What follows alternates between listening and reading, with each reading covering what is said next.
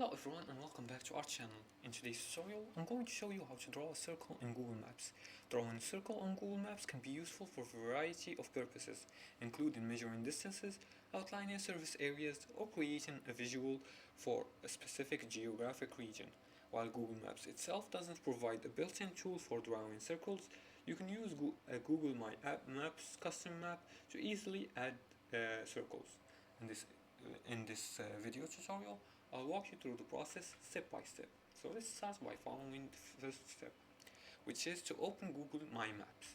And to do that, just search for Google My Maps, and here go to this website right here, Google My Maps. Make sure you sign in using your Google account's credentials. As you can see, I'm already signed in. Now the second step is to create a new map.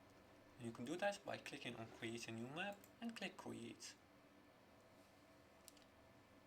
Now Google Maps will create a new map here. For example,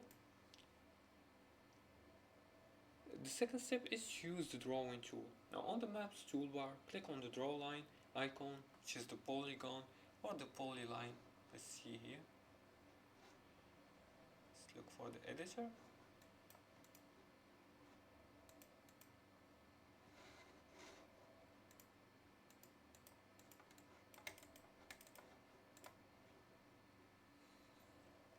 See here.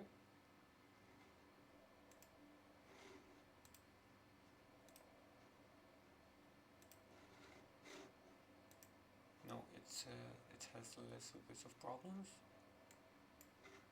Let's see again. Let's try again.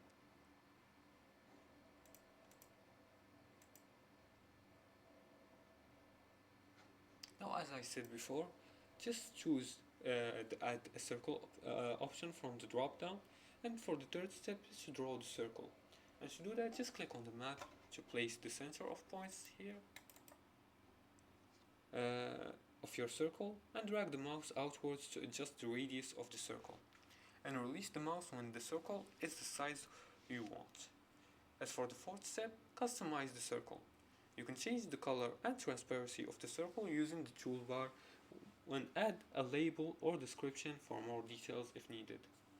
Now measuring radius, use the distance measurement tool to measure the radius of your circle, and save and share once your circle is drawn.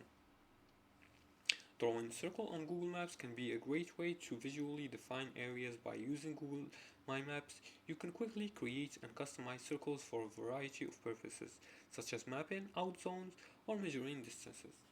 And that's it for today's tutorial. If you like this video and found this helpful, please like and subscribe, and feel free to leave comments below the video if you have further more questions about this topic. Thanks for watching, and see you again in the next tutorial.